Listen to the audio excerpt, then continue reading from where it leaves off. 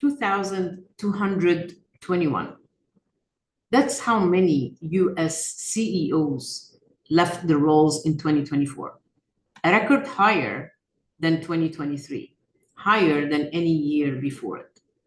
And the people tracking this data say the same thing every time. It's accelerating. Most organizations look at this number and think compensation problem, cultural problem, board conflict. They're wrong. The exits happening right now are a nervous system problem. And AI adoption is pulling the trigger. I'm Sahar Andrade, your AI whisperer, a neuroscience-based leadership consultant, Forbes Coach Council member. This is AI Cafe Conversation Podcast.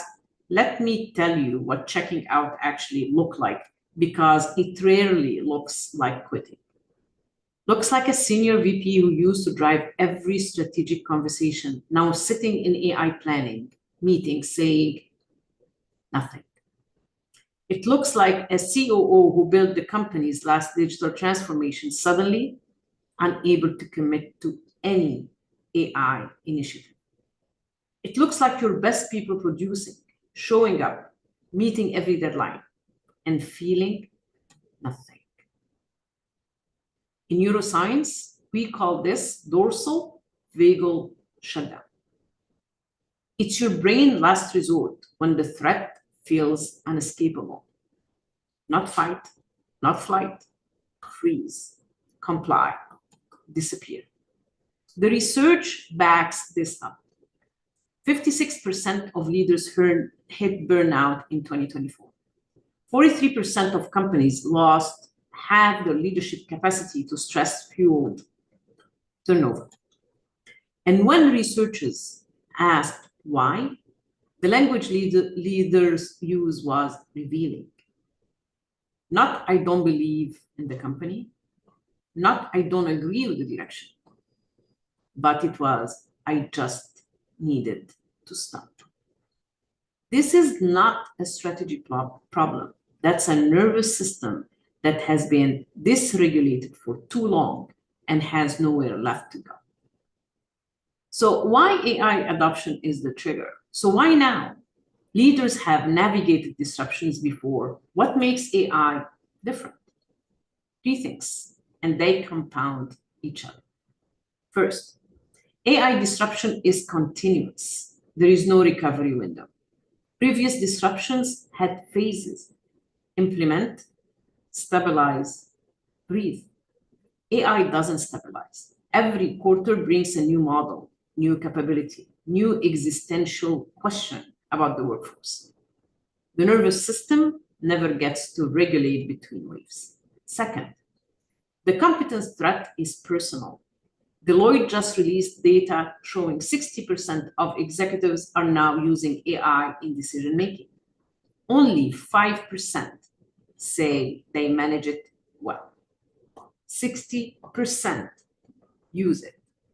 5% say they manage it well. Let this sink in. 55% of them are not managing it well. Hear that again. Read it again. Leaders who have spent decades being the most competent person in the room are now operating in territory where they feel incompetent, and they don't feel safe saying that. That gap between what they are expected to know and what they actually know is cortisol in the bloodstream every single day. Third, the evacuation cycle has compressed, and that's in the evaluation as well. New research shows leaders are now being judged before results have a chance to validate the strategies. Boards, investors, employees forming opinions in real time. This is not strategic pressure, that's survival pressure. And survival pressure sustained long enough produces one outcome: shutdown. I want to tell you about a pattern I see repeatedly. A leader, talented, experienced, generally committed, starts pulling back from AI conversations. The team notices, thinks it's resistance, brings in consultants to get leadership aligned. The consultants deliver frameworks, more pressure, more urgency, more data showing the organization is falling behind. And the leader withdraws further.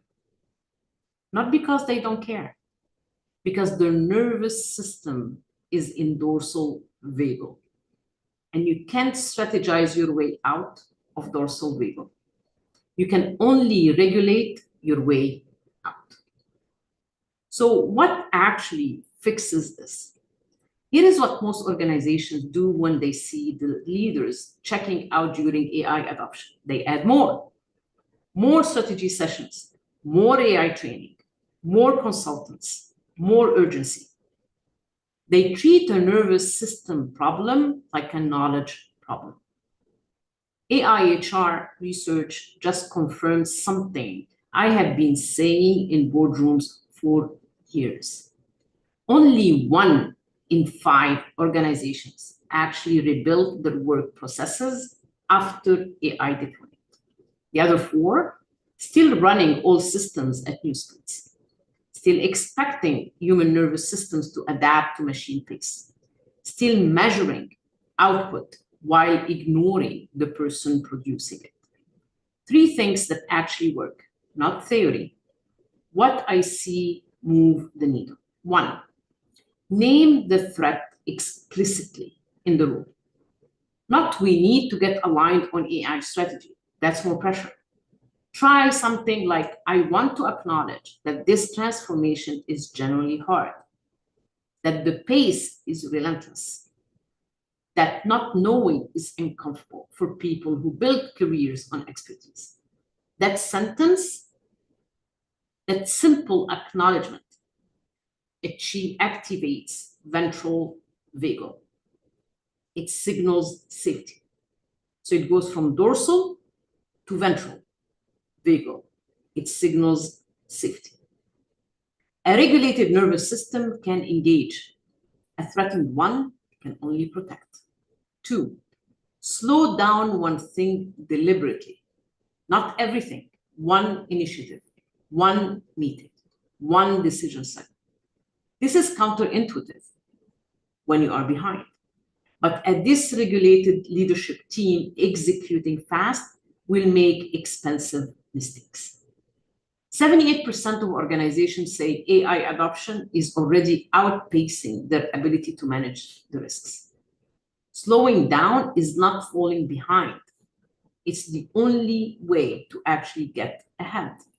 3, ask the question your board is not asking.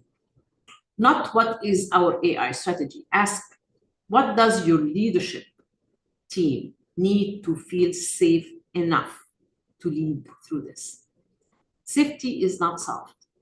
Safety is the biological precondition for strategic thinking.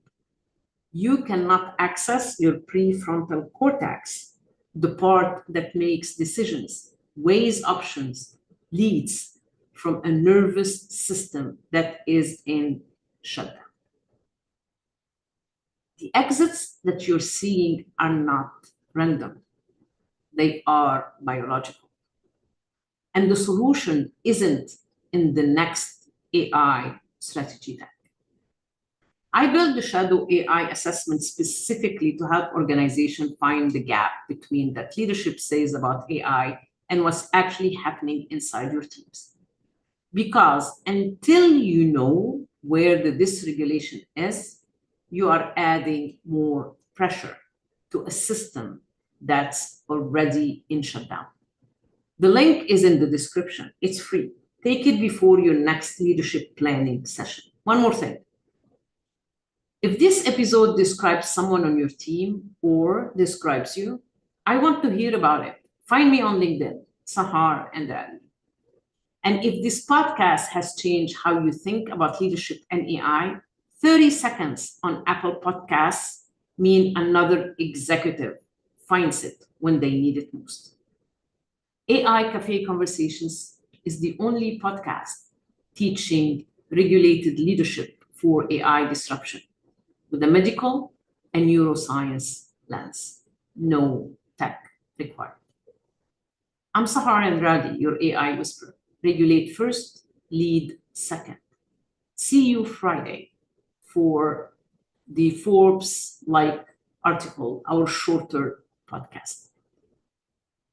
Before I go, I always tell you this: show me some love. Save, subscribe, share this podcast with someone else that needs to hear it. Your support is extremely important to us. Help me reach 1,000 subscribers. I really appreciate you. Thank you for making us one of the top 2% global podcasts. Till we meet again, peace out.